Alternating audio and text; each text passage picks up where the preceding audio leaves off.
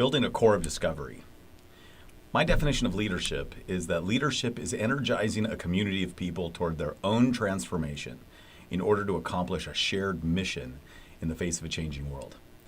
In this little lecture, I want to talk about both the notion of transformation and the way in which that transformation comes through a shared process, particularly through the work we do with our teams and the importance of having a team that is like a genuine core of discovery. If you're a Lewis and Clark fan like I am, then you know that the Corps of Discovery was the group of people that was sent, led by Meriwether Lewis and William Clark, to the Pacific Ocean by way of the Missouri River in order to find a water route that would connect the Gulf of Mexico to the Pacific Ocean. It was a critical task, so important that they were commissioned by the President of the United States shortly after they purchased the Louisiana Purchase. This water route was the key to the economic survival of the new nation. And what we'll learn in this lecture is the importance today of developing good teams of people, teams that trust each other and are competent and are able to work through and bring change together in order to bring the kinds of change we need going into uncharted territory. One of my favorite quotes on leadership comes from Margaret Wheatley. Margaret Wheatley talks about this. She talks about, in many of her writings, that there's no way to really prepare or to predict for the future. You can't predict the future, but you can prepare for the future and for the unknown through the quality of our relationships. Look at what she says. The primary way to prepare for the unknown is to attend to the quality of our relationships, to how well we know and trust one another. Pause for a second. If you're watching this, you're probably a pastor or a nonprofit organization leader or a Christian in mission of some kind. And immediately when I talk about the quality of our relationships, you know exactly what that requires. And you'll do it joyfully. Most of us, what we mean is we build our quality of relationships in our personal ways of connecting, through our friendships, through potlucks, through meals, through sharing life and being in life together. And those things are true.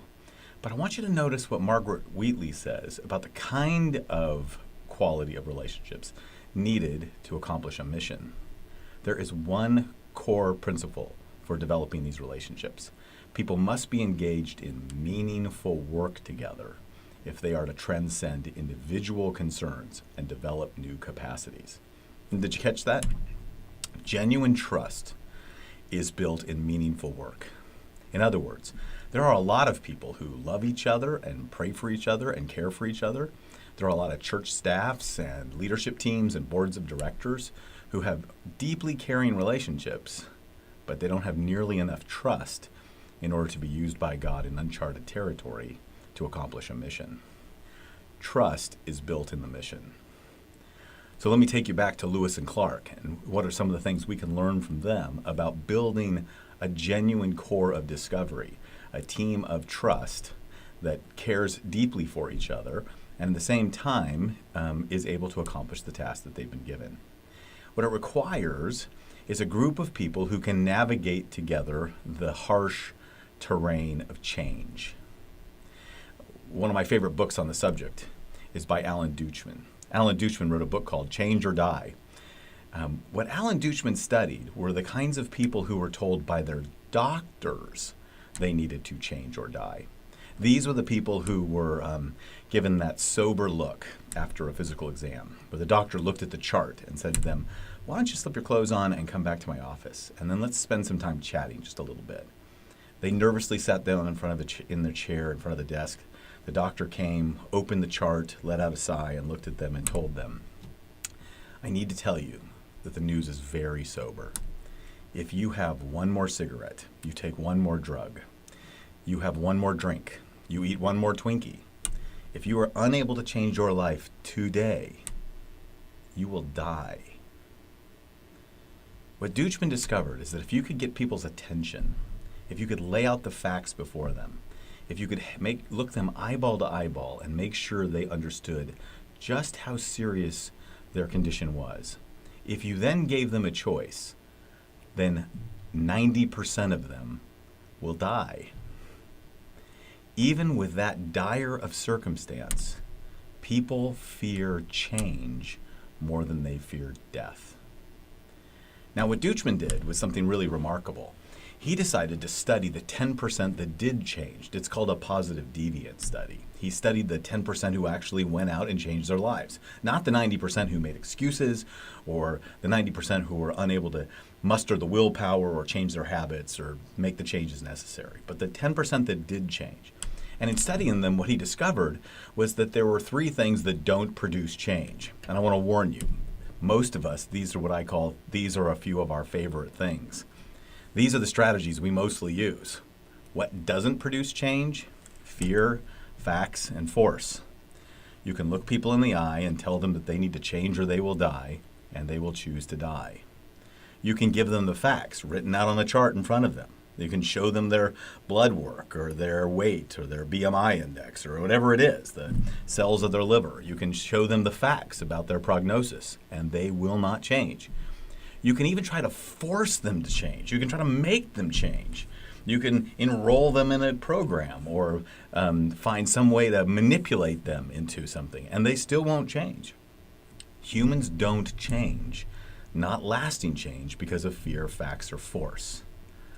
For most of us, this is daunting because those are our favorite tactics. We literally try to scare the hell out of people, or we believe that if we can just give them the rational facts, they will change. Or if that doesn't work, well, then we'll pass a motion, or we'll make it mandatory, or we'll create an expectation, or we'll threaten to fire them if they're on staff, or whatever it is. But fear, facts, and force don't bring change.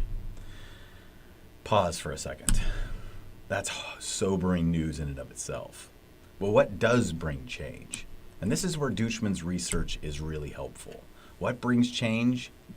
Relate, repeat, and reframe. New communities, new relationships that lead to new practices that enable a new way of thinking, a shifting in perspective. When relate, repeat, and reframe is done radically, not recklessly, not ruthlessly, but radically, to the root of the problem, not tweaking change, but making a clear change that gets to the heart of the problem, well, then change happens. In the rest of this little lecture, I want to talk about the way in which new communities of trust, people who are able to develop a kind of collegiality and corporate shared mission can lead people to bring change. Relate, repeat, reframe. It all starts in relationship. Leadership is energizing a community of people toward their own transformation in order to accomplish a shared mission in the face of a changing world. And one of the ways we learn this the most is from Lewis and Clark. And as Stephen Ambrose has said, we know them as Lewis and Clark, one word.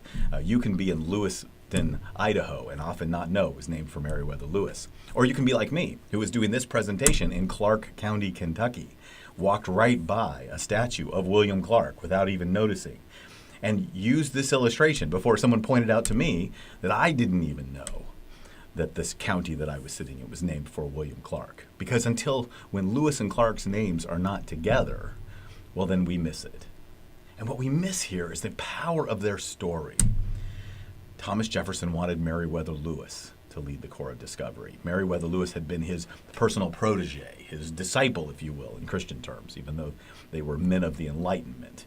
He had literally tutored him and schooled him in the knowledge of the day and the values of the day and the deeper values of caring for the common good and of raising the knowledge of humankind.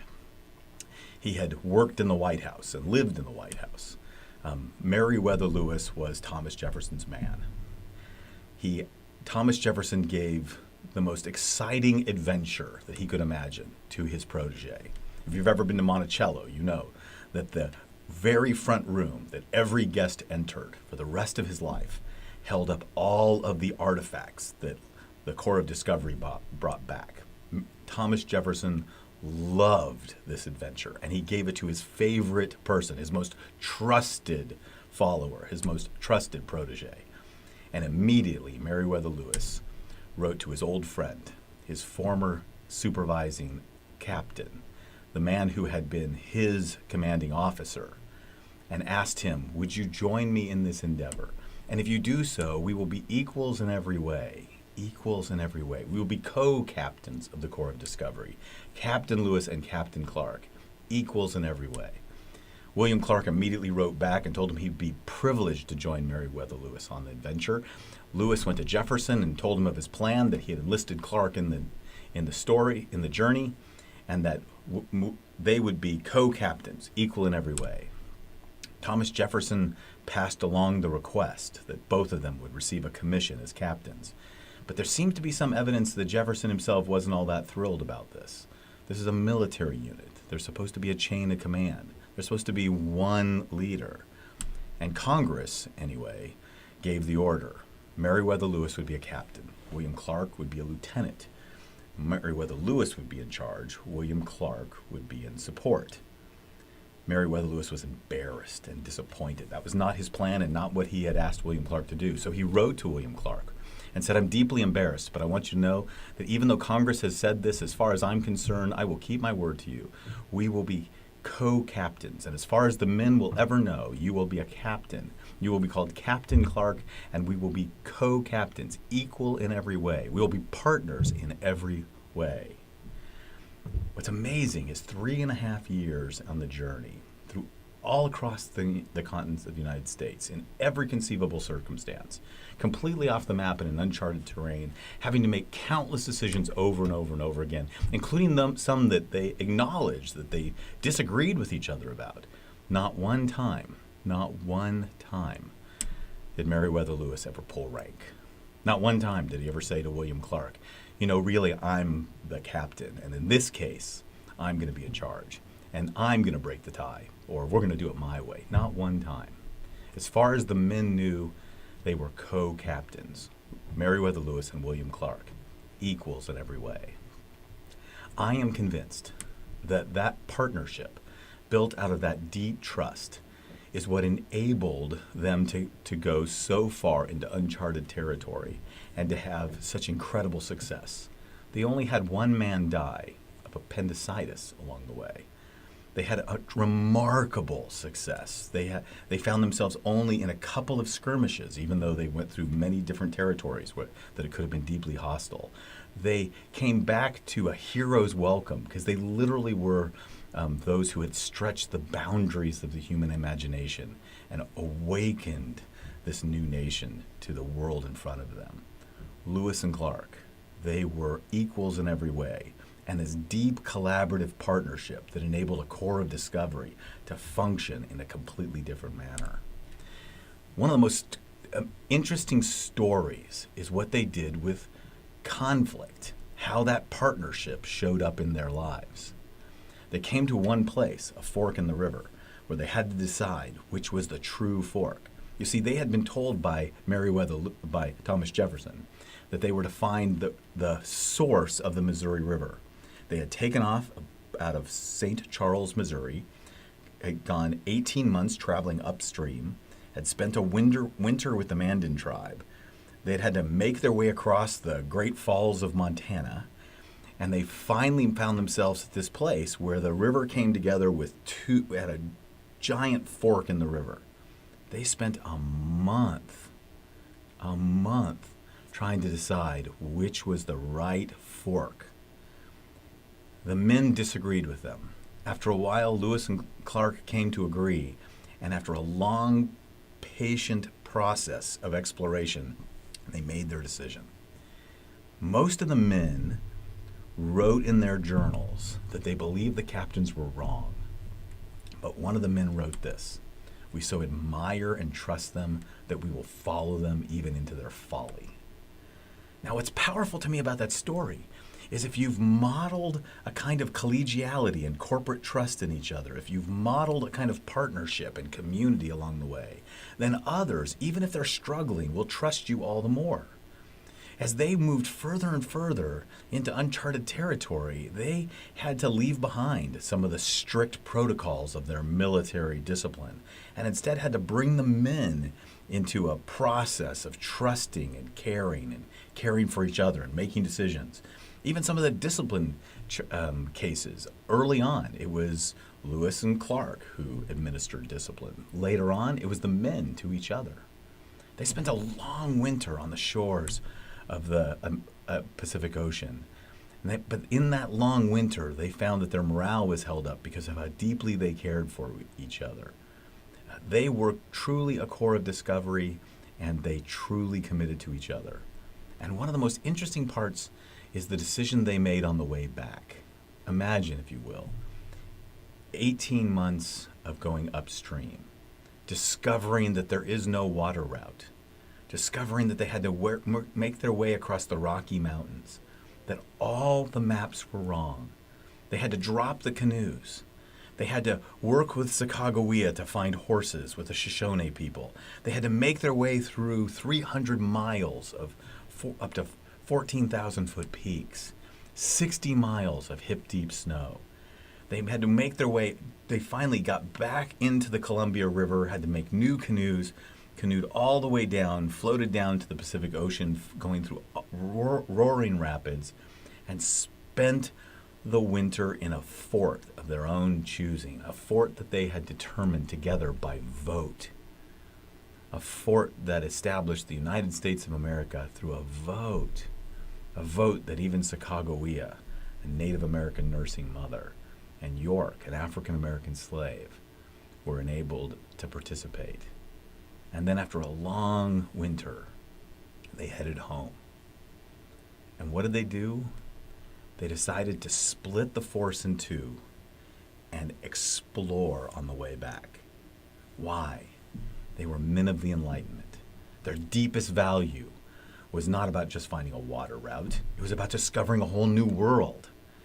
The thing that they were most committed to was to find out as much knowledge as they possibly could so they could bring it back to Jefferson and they could further the knowledge of humankind. They all agreed, and the men who must have been chomping at the bit to make it home, that must have wanted to get back as safely as possible, went with them, agreed, supported the decision. A decision that was so audacious that Stephen Ambrose, a historian, said that Meriwether Lewis and William Clark could have been brought up on charges of treason for diminishing the forces of their corps going through hostile territory. But what did they care about? Their deepest values, their learning. What did they rely on? Their trust. What brings change to a group of people who are just looking for fame and fortune, but instead become explorers for a whole new world? Relate. They were a new community. Repeat. They had new practices of learning and growing, exploring. Reframe.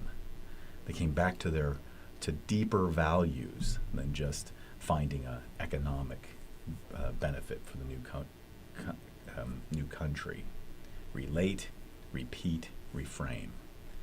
What we learned with Meriwether Lewis and William Clark, especially in the way that they treated Sacagawea, who they brought in as someone who they trusted and was used and listened to as a confidant, is a way of leading that is built on mutual trust in the journey, trust that is built in the mission. But there's one more hero to the story, and it's particularly apt for those of us who are a bit on the older side.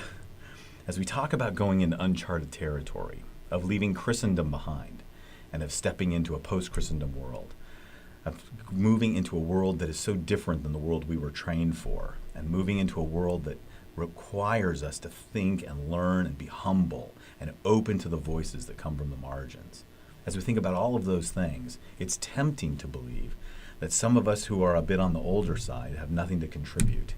Or it's even more tempting for some of us who are a bit insecure on the older side to think that, well, we need to, put those younger folks in their place. Let me suggest that we have a model.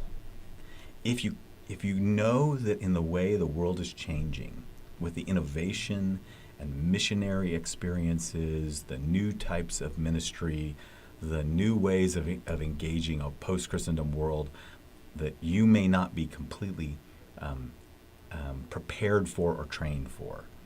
If you know you're not a Lewis and Clark, if you know you're clearly not a Sacagawea, well then if nothing else, be a Jefferson.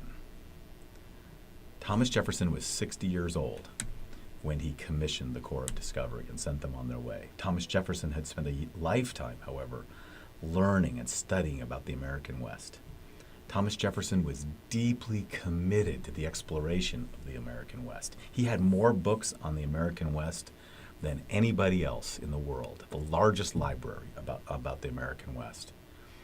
He invested his life in Meriwether Lewis. He made sure that Lewis was completely prepared for the task. He made sure that he brought and called on favors from Benjamin Rush and doctors and scientists and others who were the leading people of their day to make sure that Meriwether Lewis was as prepared as possible. He supported Lewis and Clark and made sure that they were well outfitted and had plenty of money and resources. He even gave them letters, so if they needed to find their way from the Pacific Ocean back on a ship, that they were promised that the United States government would stand behind them. And when they finally made it home, he made sure they got paid and got the honor they deserved. Thomas Jefferson didn't go on the Corps of Discovery, but he made sure it happened. One of the reasons why I now work in a seminary and I work with leaders all over the world is because I believe that as the world is changing, every one of us is important to the Corps of Discovery. Some of us are going to be Lewis and Clarks. Some of us are going to be Sacagaweas. Some of us are ready for the journey, and others of us were trained for Christendom. But wherever you find yourself, remember, this is the work of God, and all of our gifts and all of our experiences are needed. If nothing else, be a Jefferson. Create a Corps of Discovery, participate in a community, and remember, change comes through community, through relationships, new communities, new practices, new ways of thinking that get to the root of the problem radically. Thanks very much.